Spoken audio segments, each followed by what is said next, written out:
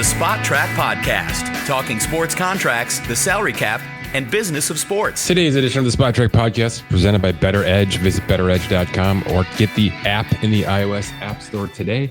Use code SPOTTRAC, SPOTRAC at checkout. Get yourself $20 off. How about betting on the NFL futures? Because the NFL is back. This was supposed to be a slow news day because we are in free agency hell here over at Spot Track. NBA, NHL, NWSL, English Premier Soccer, all happening right now as we speak. All have been happening for the better part of a week and will continue to ramp up over the course of the next few weeks, along with the NHL draft and the NBA draft now behind us as well. But the topic du jour today is the Blockbuster player-for-player trade in the NFL, thanks to the Miami Dolphins and the Pittsburgh Steelers. You knew it was coming. We knew Ramsey was out. He was telling us, his agent was telling us, the world was telling us, the Dolphins were telling us. And we'll speak to a little bit about what this means for the team going forward. But first, let's try to get to the guts of this thing because it unfolded quickly. It got more and more in-depth as the minutes went on. And I think we have a handle, at least on temporarily, where this thing sits.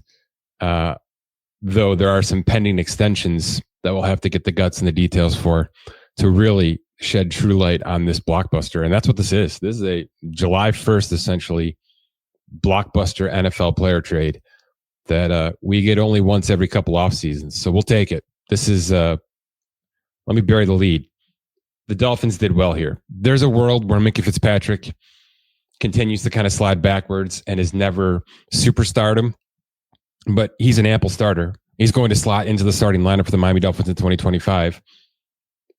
And there's a 2027 fifth round pick involved here. That's what the Dolphins get back here in terms of the Blockbuster move to send out quite a bit.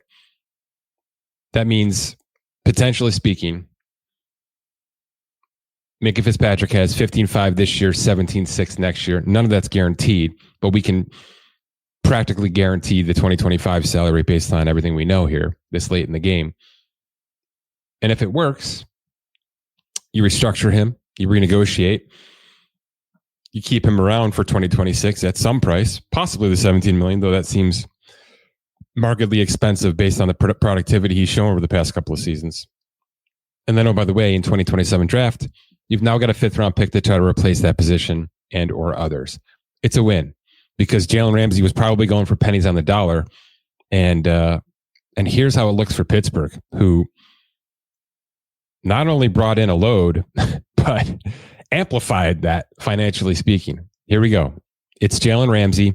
Yes, he's got 4 years left, but as we've been telling you for months here, all intents, this is a 1-year contract. There's nothing guaranteed. There was nothing guaranteed heading into 2025. Okay. And then things vested in March. There's an option bonus that doesn't have to necessarily be exercised until the start of the regular season. It's going to be now to keep this cap spread out. But the contract itself brought over 1 year, $21.1 million, practically speaking. Yes, there's $70 million over the course of the next 4 years. However, per the terms of this trade, an extra $1.5 million has been added to 2025. Now, on the site, you're going to look at the Jalen Ramsey contract. You're going to see 22 and change, 22.6 for Jalen Ramsey in 2025 with a cap hit of around, I believe, $7 million based on the option bonus and the proration that spread things out.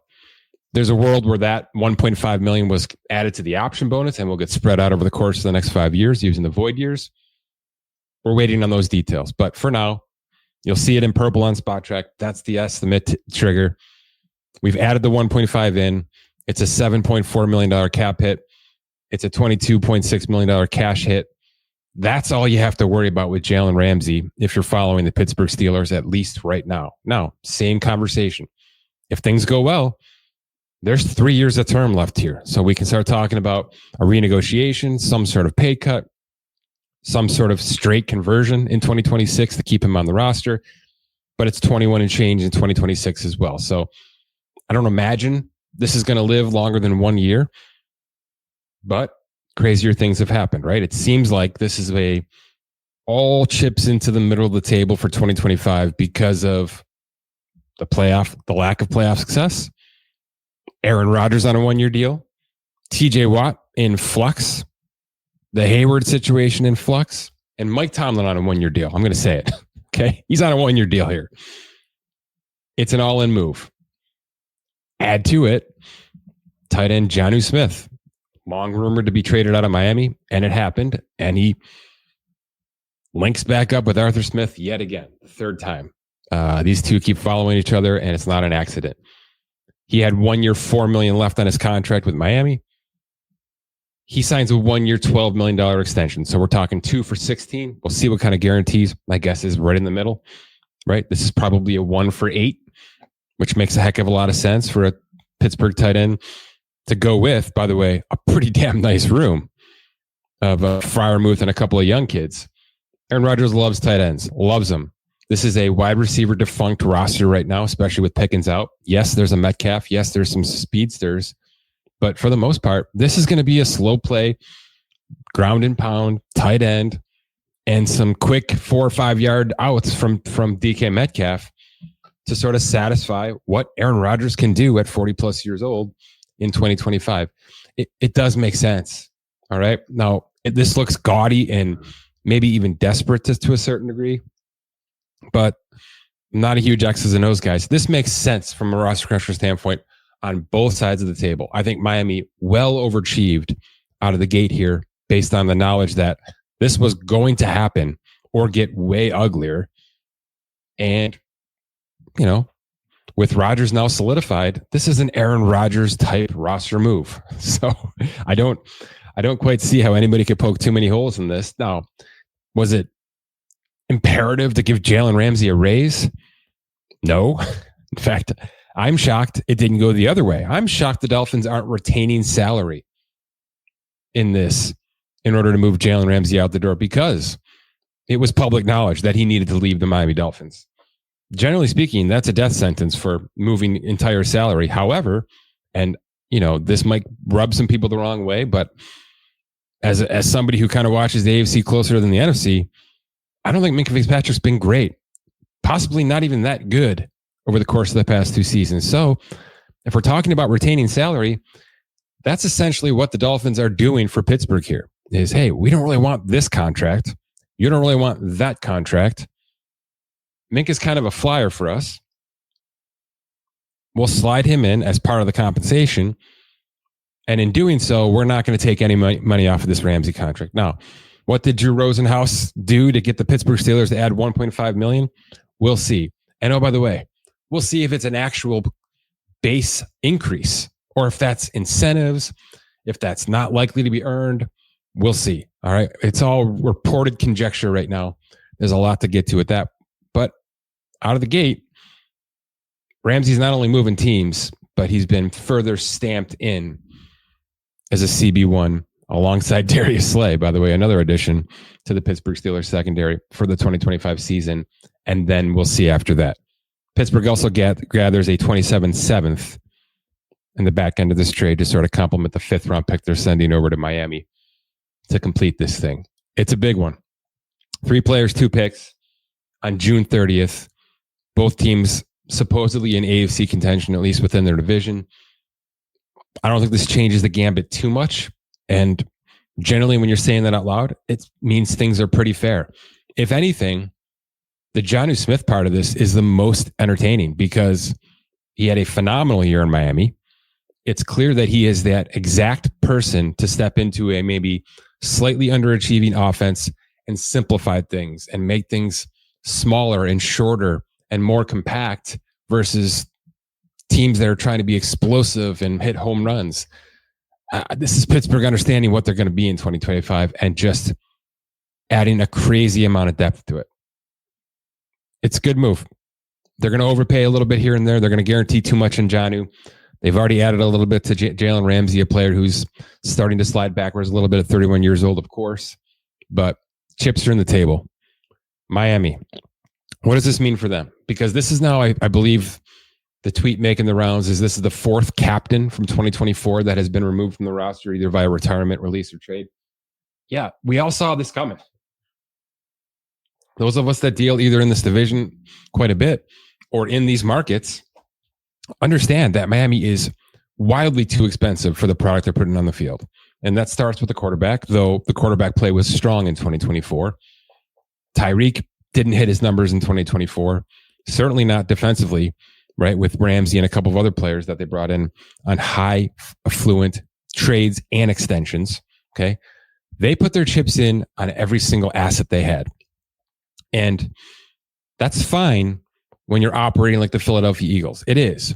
And it's also fine when those extensions, when those re-ups are being done with a method in place, right? It's a cap move as much as it's a cash move, as much as it's an optics move. What the Dolphins have done is try to follow that suit, try to follow that path. But instead of making things 1 or 2 year extensions that really just do a little bit of accounting work, it's 4 to 5 year extensions. There's no world where Jalen Ramsey should be on a 5-year contract right now. Okay. That's Miami thinking they've won because they've got this player under term and there's 3.5 years of absolute fluff built into this thing. But it's just the wrong way to approach things. And if you think it's conjecture and hearsay because it's just a fake contract anyway, that's fine, except for the next guy that's got to sit down in that Miami Dolphins front office and isn't 30 years old and wants a 4-year guaranteed contract because Jalen Ramsey got 3 of his years essentially guaranteed at 30 years old. It's a precedent setter. And when you start to blow things out, way out, even for your best players, some of those middle players then from a negotiating standpoint now have leverage to go up and get contracts they don't belong in. Okay. And there's some people that can say that Tyreek's contract moved the needle for Jalen Waddle. It did. Okay. Jalen Waddle's not being paid like a WR1, but he's being paid like the highest, best WR2 in football because of the other contracts that exist on this Dolphins roster.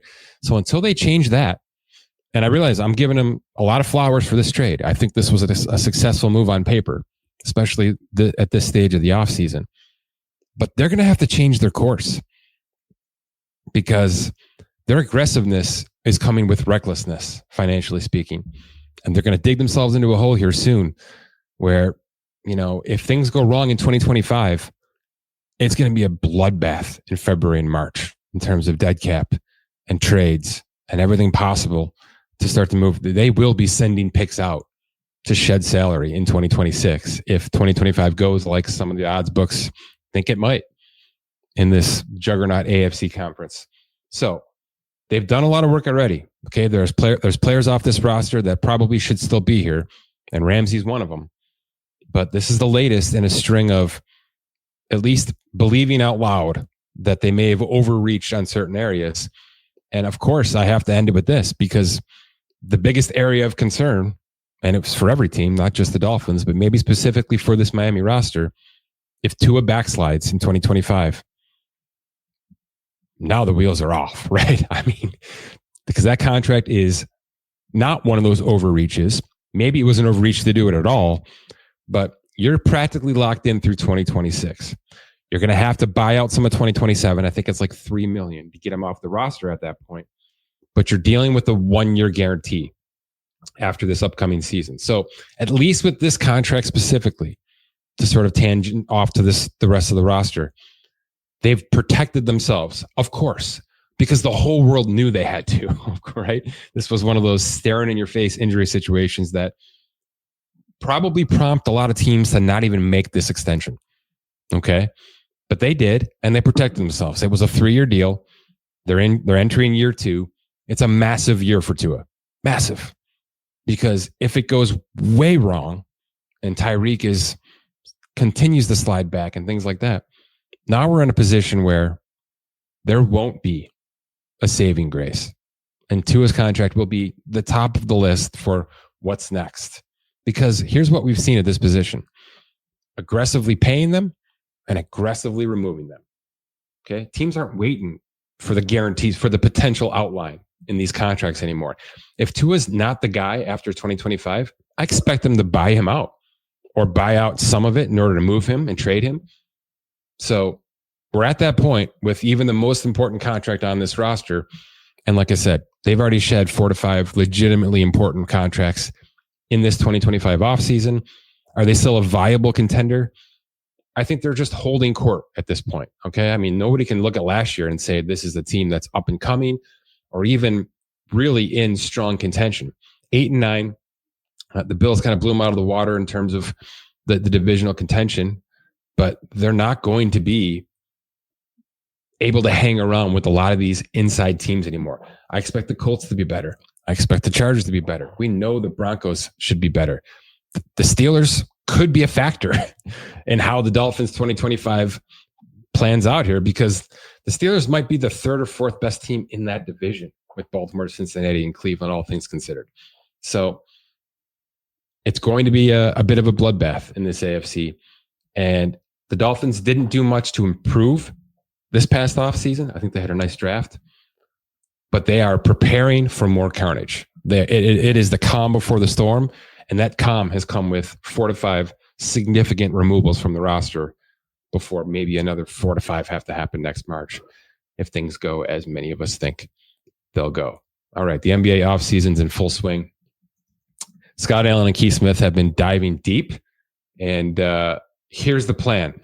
Okay, just read as much as humanly possible, because not only are the numbers flying into Spot Track and things are being updated almost in real time, because these guys are working around the clock right now. I mentioned it on the last show. I'm going to say it again. We're getting to that week here where timing is of the essence. So James Harden's re-up, Julius Randle's re-up, the trades for Durant and things like that, they're still not official. And it's important to note that they're not official, because things like exceptions and cap versus aprons versus tax thresholds, they're being treaded lightly around so that those exceptions and things like that hold in place so that can be used before other things are processed. If you want to see exactly how things look today, go to normalspottrack.com. If you're interested to see what Durant looks like on the Houston Rockets roster, along with Van Vliet's update, and now Jabari Smith and all those other players that have locked in, there's a pending tab on the multi-year view for these NBA teams. Go to the Rockets, go to the multi-year view, click the pending tab. You're going to see all these moves that have been reported as if they're on the roster right now. So we're showing two versions at the same time. They're doing double work behind the scenes because it is important. It's two very essential items. What is literally on the books today versus what is coming. What's going to be there once the timing all comes together. So it's a really neat, new, important feature, sort of in beta mode here, but live for you to see on these NBA multi-year views. Speaking of some of these extensions, I can't fault Houston for anything they're doing, because they smelled blood last year. They know they have a coach that can get them to the finish line. They know it. And now they have an offensive juggernaut in Durant that can be the glue, that can be the guy that comes in and says, okay, somebody needs the ball with a minute left, down 5. I'm that guy now. That's just what they didn't have. It's what Jalen Green wasn't going to be on a consistent basis.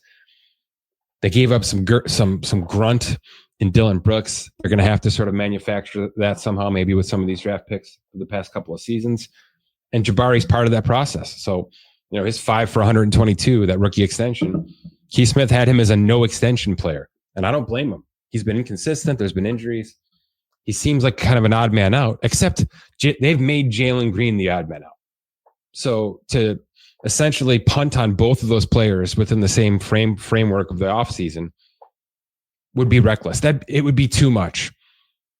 So what do? You get Jabari Smith, a 3-and-D type player, at least potentially ceiling wise, and you get him on a non-max contract. You get him on what, 22, 24 million a year. So all he's got to do now is show enough either to stick or be replaceable on your roster, and certainly tradable on the open market, because that's the sweet spot of trade numbers right there. That mid-20s AAV. We see those things go for exceptional trades because of the matching that has to happen and because of the ceiling that the player has as a whole. So it's an asset move more than it is a bulk up the roster move in that regard. I'd put Van Vliet's contract in the exact same conversation. And look, yes, it's a raise for him. And yes, James Harden got a raise with the Clippers. But these 1+1s it's just not that important to the team. Okay. It feels like the team's losing control by adding player options to year 2. It's just not 95% of the time. And I wish I had the actual number, because we have it. Those player options are punted on because, like in every other sport, players not 23 years old are looking for a multi-year guarantee, are looking for security in case in year one, an Achilles pops, a knee goes, something happens where now I've lost my ability to garner earnings in 2026 or in the future. And I at least have that piggy bank, that security blanket sitting there that I can opt into and rehab with a significant amount of money in my back pocket. That's the point here. These are just 1-year contracts with injury guarantees. Most of the time, that player option gets punted on. The player either hits the market, hits the negotiation table, and locks in either another 1+1 or, maybe the next time around for Van Vliet, because he'll be 31, 32 after this 1+1, you lock in a 3 or 4 year guarantee and you call it a career.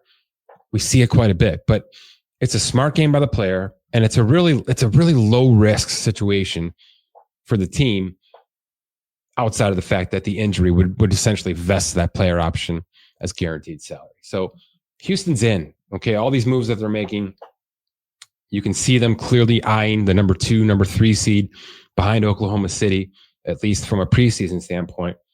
And they've got their eyes set on bigger fish, which is let's keep Durant healthy.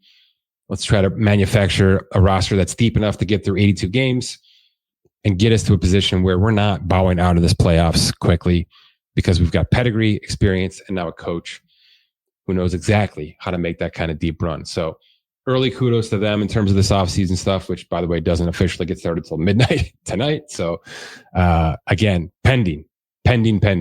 Minnesota, Julius Randle gets 3 for $100. I believe Keith Smith has a player option gear projected on that one as well. Again, it's a 2+1, right? And it sounds expensive. 31 this year, 33 next year. A player option of $36 million when Randall will be 33. This is one of those situations where it's probably a fine line. There's probably a world where 33-year-old Randall isn't moving as well as he is, isn't manufacturing offense as well as he is right now. He's a fringe, top 50 player when he's going right. But in 2.5 years, what will that look like? We'll see. So will they be punting on a $36 million player at that point in time? We'll see. But I think from a Minnesota standpoint, it's a very similar conversation to Houston. They've gained more experience now through this postseason run. They were damn close to getting this thing to the finish line. They floundered. Anthony Edwards floundered. A lot of things didn't go their way, but Randall was strong. I mean, Randall was a key figure, especially through that early postseason run on this offense, in this roster. And that was only year 1 from him coming over from the Knicks. So 1 more year of experience now under their belt. This guy's locked in for 3 years, at least 2+1. Smart move. Okay. Consistency matters in this league, despite the fact that players seem to change teams every 3 seasons. You're going to have it both ways. Those 3 years together are impactful, and player movement is also extremely impactful. That's how the NBA operates. That's why it's one of the most popular leagues in the entire world. How about some trades? Some smaller ones here with Colin Sexton going to Charlotte. That's certainly a TBD. We'll see what else Charlotte does to back any of that up. Lonzo Ball leaves Chicago for Cleveland. Boy, is that nice step for Cleveland if Lonzo can stay healthy. And if he's just kind of like a relief pitcher out there, that's got a chance to be a really, really nice move. However, and I haven't really done too much homework on this because I'm buried in other sports, but if this is the start of Darius Garland possibly exiting this roster and Lonzo then has a much bigger role, that's risky. That's risky because Donovan Mitchell is an aggressive player to the point of where he will get injured. Darius Garland suffered massive injuries down the stretch here that really kind of torpedoed the postseason run. And we all know Lonzo's history. So you're putting your backcourt essentially into 2 or 3 players here that have a history of breaking down. They'll probably need more if that's the case, but we'll see. I don't expect Cleveland to shake things up too much, but it is the NBA and it is July. So I guess I should keep my mouth shut until I see exactly how all these chips fall. Follow all the extensions, all the trades, all of the updates. And oh, by the way, brand new, live on Spotrac.com, Keith Smith's 2022 draft class rookie scale extension projections, including Jabari Smith and Chet Holmgren and Paolo Banchero and Jaden Ivey, and some really interesting names that I think could shape many of the regular season runs down the stretch here in 2025-26. How about Jalen Williams in OKC, a player that went from 0 to 100 and is going to max out at about 2 for 250, 5 for 250. before the off season's all said and done here as well. So that piece is live. People love projection pieces. Keith is pretty damn close to being perfect on these, except he's 0 for 1 on Jabari Smith Jr. And you'll have that as well. That's live on Spot Track. NFL recaps coming soon in terms of this offseason. We're waiting for some of the dust to settle on some of these extensions because there's 4 edge rushers that need a contract and a couple of wide receivers that still need contracts sitting out there, holding out from off-season activities and things like that. So we're kind of waiting for some of those contracts to hit. We'll have plenty more updates on this Jalen Ramsey, Micah Fitzpatrick, Jonnu Smith trade, including new contracts for 2 of those players, and plenty more to come as we head through one of our busiest weeks at Spot Track. Follow us at Spot Track on all the socials. For Scott Allen, my name is Mike Schneider. Thanks for listening to this edition of the Spot Track Podcast.